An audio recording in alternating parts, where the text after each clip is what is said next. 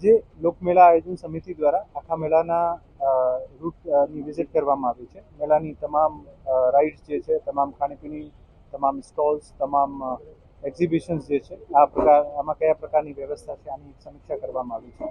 અને આ વિઝિટ દરમિયાન અમુક નવા પણ આસ્પેક્ટ આપણને જાણવામાં મળ્યા છે. ખાસ કરીને તો જે છેલ્લા ઘણા વર્ષોમાં આપણું જે પાથવે હતો ચાલવા માટે અને 10 ફૂટથી વધુ વધારીને વધારે સુગમતાથી આપણા જે અહીંયા આવતા હોય મેળાના વિઝિટ કરવા માટે, આ તમામ માટે એક વિઝિટ સરસ બની શકે આને માટે એક પ્રયત્ન કરવામાં આવ્યું છે. દરેક જગ્યાએ આપ જોઈ શકો છો વોચ ટાવર પણ બનાવવામાં આવ્યા છે અને 5 વોચ ટાવર ઉપર આપણે ક્વિક રેસ્પોન્સ ટીમ જે છે વોચ ટાવરના નીચે મૂકવામાં આવશે. આ ક્વિક રેસ્પોન્સ ટીમમાં એનડીઆરએફ, એસડીઆરએફ, હેલ્થ, પોલીસ આ તમામ જવાનો રહેશે અને કોઈ પણ એવી પરિસ્થિતિ થાય ખુદાના ખાતે કે કોઈ પણ નાનું મોટું એવું કોઈ સંજોગ બનતો હોય ત્યારે આ ટીમ ઝડપથી રિસ્પોન્ડ કરીને પર્સનને સારવાર કરવાની હોય તો સારવાર, ફાયરનો ઇસ્યુ હોય તો ફાયર ડોઝિંગ અને કોઈને હેલ્થની સારવાર કરવાની હોય તો ઓન ધ સ્પોટ હેલ્થ સારવાર અથવા આને શિફ્ટ કરવાના હોય તો ઝડપથી શિફ્ટ કરે આને માટે કામગીરી કરવામાં આવી છે. સાથે સાથે જે ઇવેક્યુએશન પ્લાન છે આની પણ સમીક્ષા કરવામાં આવી છે. અમુક જગ્યાએ જાણવા મળ્યું છે કે અમુક નાની મોટી રાઇડ્સ દ્વારા પાછળની ભાગમાં દબાણ કરવામાં આવ્યું છે, આને આજે ખુલ્લો કરવામાં આવશે અને તમામ ઇવેક્યુએશન રૂટ જે છે આનું પાકું બેરિકેડિંગ કરવામાં આવશે જેથી કોઈ પણ સંજોગ બને તો ફાયર અને હેલ્થની જે એમ્બ્યુલન્સ જે છે આ ઝડપથી નીકળી શકે. આને માટે પ્રયત્નો કરવામાં આવી રહ્યા છે. વરસાદના કારણે જે રસ્તાઓ છે આ ઉપર નાના મોટા ખાડાના કારણે કાદા કીચડ થઈ ગયા છે. આજે રાત્રે મોટાભાગે તમામ આ જગ્યાઓ ઉપર પણ મટીરિયલ નાખીને રસ્તાઓને મોટરેબલ બનાવવાનું અને કોઈ પણને ખાડાના કારણે પાણીના કારણે તકલીફ નહીં પડે આ પણ તમામ પ્રયત્નો કરવામાં આવી રહ્યા છે.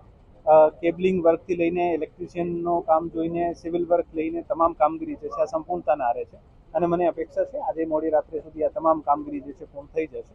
આવતીકાલે માનનીય મંત્રી શ્રી રાઘવજી પટેલના હસ્તે આપણે મેળાનું રિબન કાપીને અને દીપક પ્રજ્વલન કરીને આનો શુભારંભ કરવાના છીએ અને પછી સાંજે કલ્ચરલ પ્રોગ્રામ્સ જે છે આ પણ આપણે બધે સાથે મળીને મેળવીશું.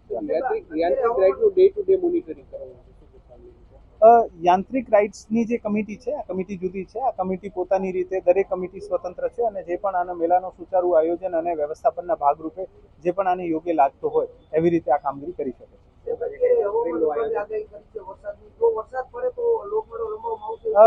નાની મોટી વરસાદ થતી હોય તો આપણે કન્ટિન્યુ રાખી શકાય પણ આ તો ખરેખર કયા પ્રમાણમાં વરસાદ પડે છે અને જે વરસાદનો માપ હશે એવી રીતે નિર્ણય લેવામાં આવશે. જે પરિસ્થિતિ હશે આ પરિસ્થિતિના જોગરૂપે નિર્ણય લેવામાં આવશે પણ અત્યારે આપણે એવું માનીને ચાલીએ છીએ કે વરસાદ ઓછું થાય આપણે મેળો સતત ચાલશે. આજે મોકડ્રીલનું પણ આયોજન કરવામાં આવી રહ્યું છે. આપણે પાસે અહીંયા એસડીઆરએફ અને એનડીઆરએફને પણ અહીંયા ડેપ્યુટ કરવામાં આવ્યા છે. હેલ્થ ફાયરની ટીમો દ્વારા સાથે આનું જે ઇવેક્યુએશન રૂટને આ લોકો ચકાસણી કરશે અને મોકડ્રીલમાં એક એવી સિનેરીઓ ઊભો કરીને કે કોઈ રાઇડ પરથી પડી ગયો હોય અથવા કોઈ જગ્યાએ નાની મોટી સ્ટેમ્પેડ થઈ ગયો હોય તો કેવી રીતે આપણે આને મેનેજ કરીશું આ પરિસ્થિતિને. આને માટે અત્યારે એક મોકડ્રીલનું આયોજન કરવામાં આવી રહ્યું છે. અમે મોકડ્રીલમાં પછી અમને જે પણ સૂચન મળશે એવી રીતે ફર્ધર આયોજનમાં સુધારા વધારા કરીશું. ક્વિક રિસ્પોન્સ ટીમમાં એસડીઆરએફ છે, એનડીઆરએફ છે, પોલીસ છે, હેલ્થ છે, ફાયર છે, આમ તમામ ડિપાર્ટમેન્ટ 5 જે મુખ્ય આપત્તિ વ્યવસ્થાપનના લીધે જે ડિપાર્ટમેન્ટ કામ કરતા હોય છે આ ડિપાર્ટમેન્ટ છે અને સાથે સાથે આખું વહીવટી તંત્ર આને સાથે.